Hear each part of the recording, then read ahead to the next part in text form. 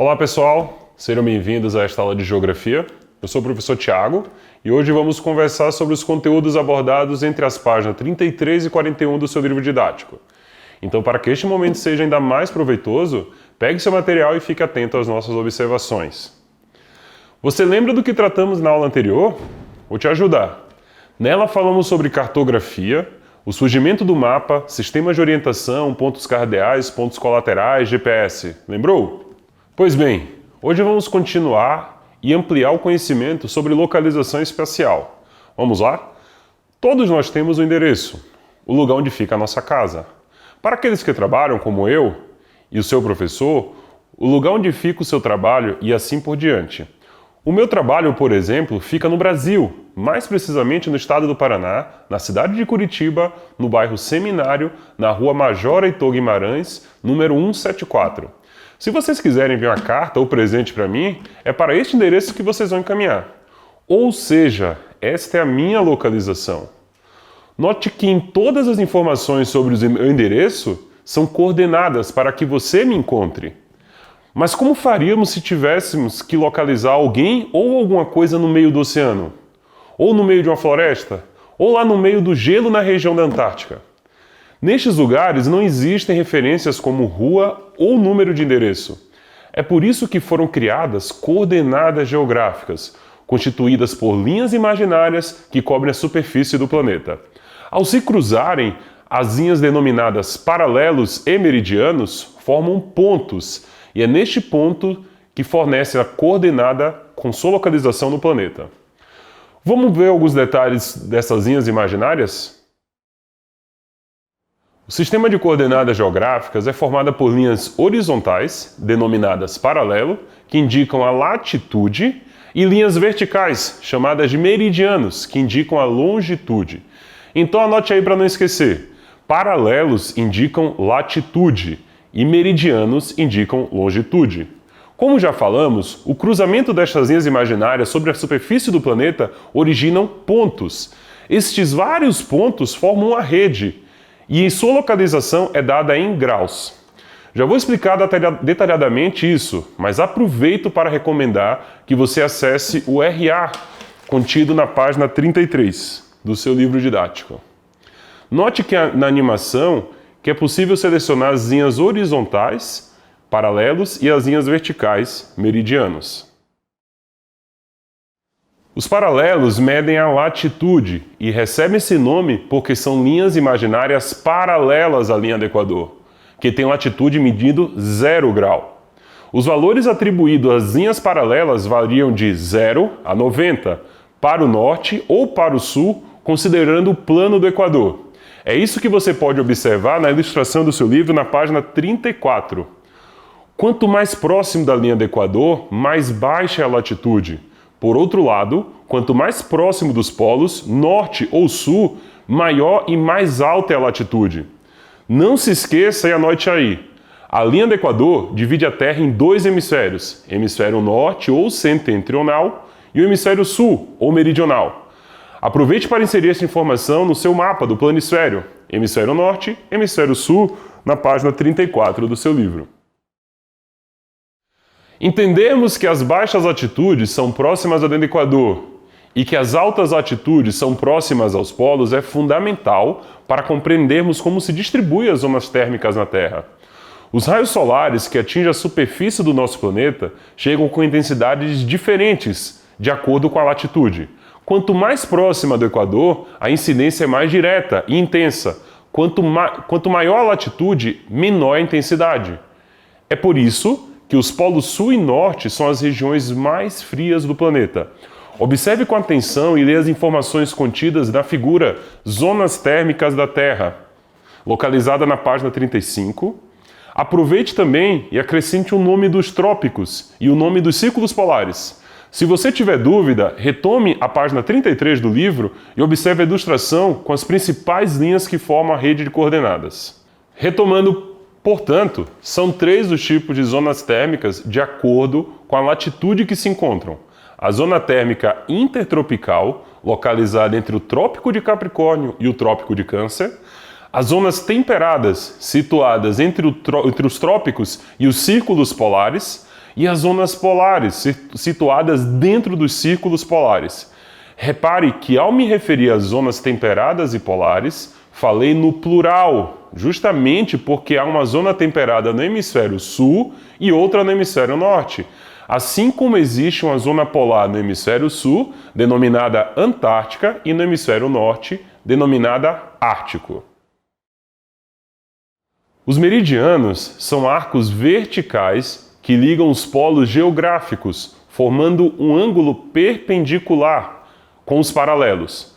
Por exemplo, o meridiano de Greenwich, chamado de meridiano zero, que recebe este nome por passar sobre o Observatório de Greenwich, localizado lá nos arredores de Londres, na Inglaterra, é uma linha imaginária que se estende no sentido norte-sul, passando por diferentes lugares.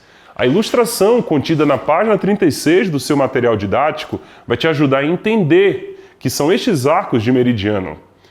Lembro que o RA, que você acessou na página 33, vai te ajudar a compreender ainda mais o conteúdo. É importante lembrar que o meridiano de Greenwich divide a Terra em dois hemisférios. A leste, o do Greenwich, chamado de hemisfério leste ou oriental, e a oeste, o meridiano oeste ou ocidental. Então anote aí, leste é igual oriental e oeste é igual ocidental, ok? Tendo como referência o meridiano zero de Greenwich, teremos 180 graus de longitude para leste e 180 graus de longitude para oeste, totalizando 360 graus de circunferência da Terra. Portanto, mais uma vez, anote aí, quando nos referimos a meridianos, estamos falando de longitude, que é a distância em graus de um dado ponto a leste ou oeste do meridiano de Greenwich.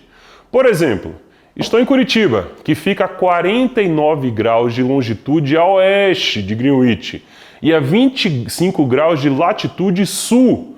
Ou seja, eu estou no hemisfério ocidental, a oeste de Greenwich, e ao mesmo tempo no hemisfério sul, ao sul da linha do Equador.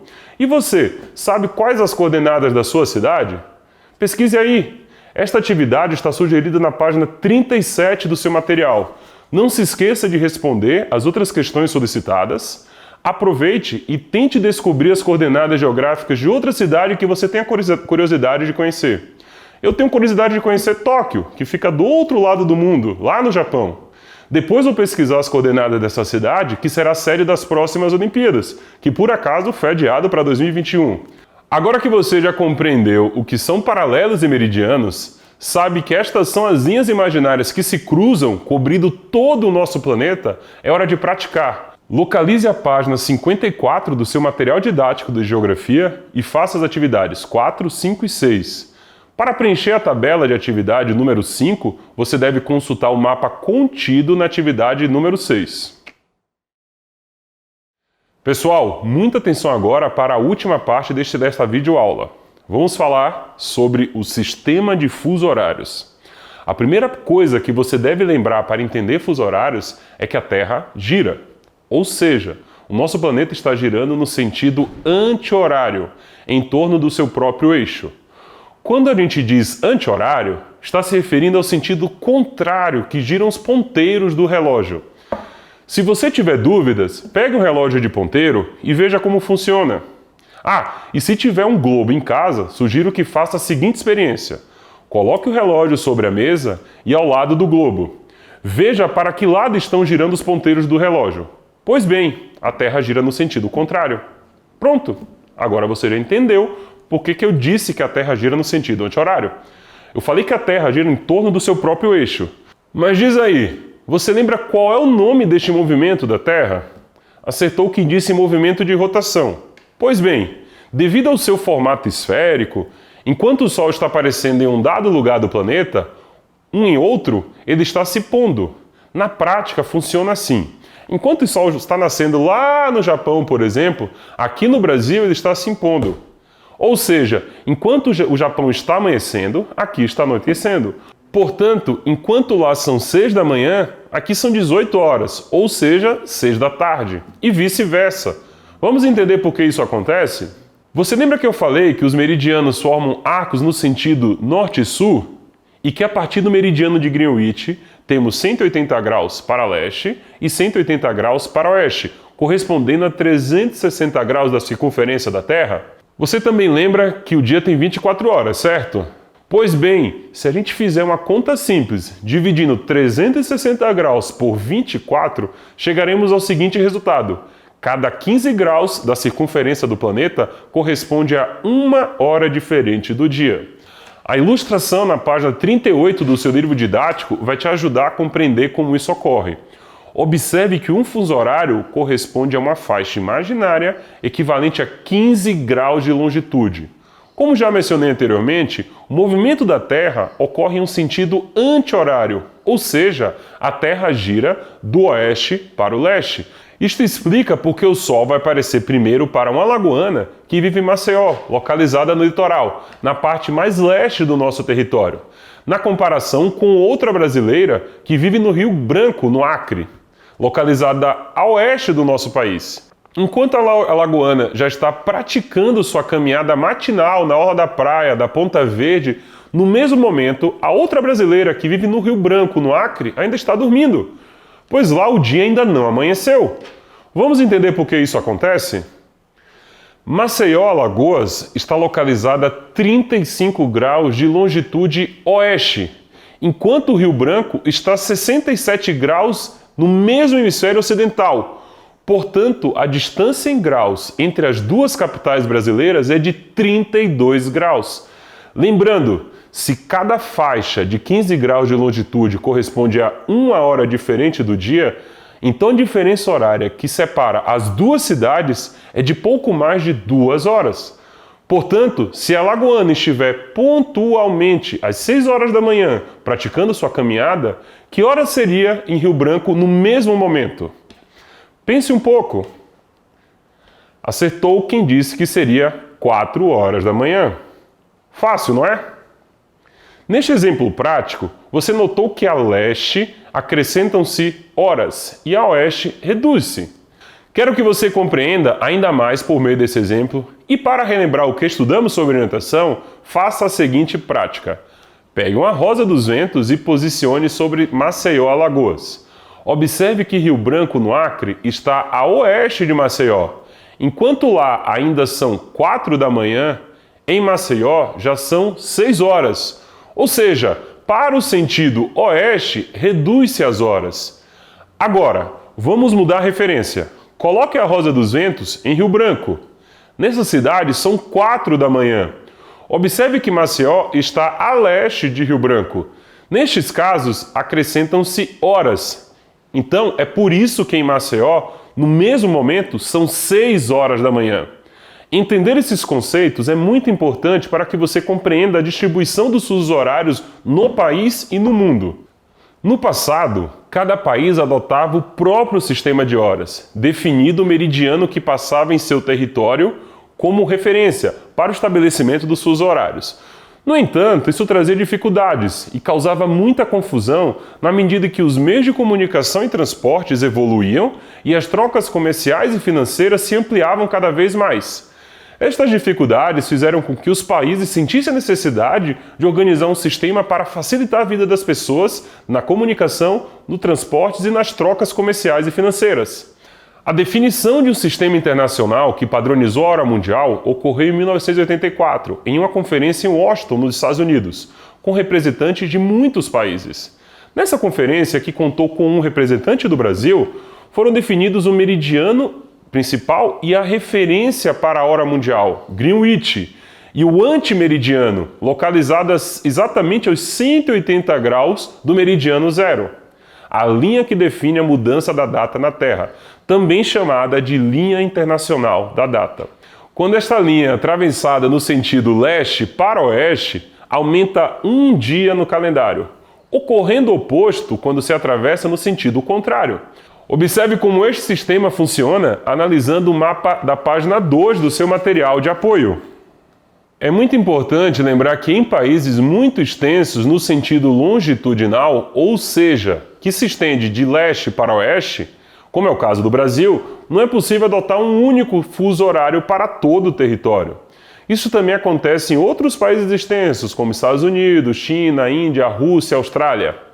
Sempre tomando como base o horário da capital federal, no nosso caso o horário é Brasília, Distrito Federal, os fusos horários são organizados e distribuídos com o objetivo de favorecer a vida prática dos seus habitantes. Portanto, isso significa dizer que existe uma configuração dos fusos horários com base na localização das faixas de longitude, acrescentando-se horas a leste e reduzindo-se a oeste, tendo como referência Greenwich. Isto é o que chamamos de fuso horário teórico. Mas há também as adaptações para as necessidades da população em cada país, dando origem aos fusos horários civis, definidos pelos governos nacionais. Nos mapas da página 40, você pode observar a configuração dos fusos horários brasileiros de 1913 a 2008, de 2008 a 2013 e o atual, que vigora até hoje, estabelecido a partir de 2014. Note que no primeiro mapa, o país tinha 4 fusos horários e alguns estados como Pará e Amazonas tinham áreas com diferentes fusos em seus territórios. No segundo mapa, de 2008 a 2013, o Brasil passou a adotar apenas 3 fusos horários. A maior parte do território ficou situado no segundo fuso, chamado de Brasília, que equivale a menos 3 horas em relação a Greenwich. E os estados do Amazonas e do Pará deixaram de dividir o seu território em 2 fusos, como havia anteriormente. Por fim, a atual configuração apresenta novamente 4 fusos horários, dos quais a maior parte do território continua adotando o fuso horário de Brasília. E o estado do Amazonas volta a ter 2 fusos horários, uma vez que, ao extremo oeste do território, passa a utilizar o 4º fuso horário juntamente com o Acre. Vale lembrar que o 4º fuso brasileiro está a menos 5 horas de Greenwich. Agora que estamos encerrando esta aula, quero que você se aplique nos estudos. Para tanto, deixo contigo um compromisso de realizar as seguintes atividades. Seção Olhar Geográfico da página 41. Atente para a questão A. Para calcular a diferença de horário, você deve considerar a localização das cidades, mas também levar em conta o tempo de deslocamento entre Brasília e Rio Branco. Obrigado pelo seu acesso à nossa aula. Não perca tempo, corre lá para fazer as atividades. Um abraço e até o próximo encontro.